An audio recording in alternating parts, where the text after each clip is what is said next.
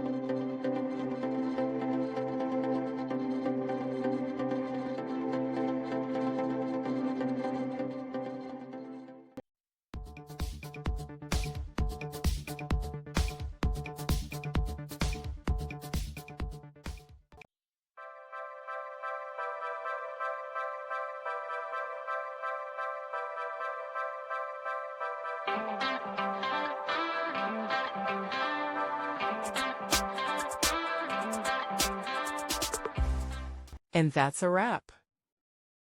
I hope you found the answer you were looking for. If you did, take a second to hit that subscribe button. It really helps out. And let me know in the comments which solution worked best for you. See you next time in the debug zone.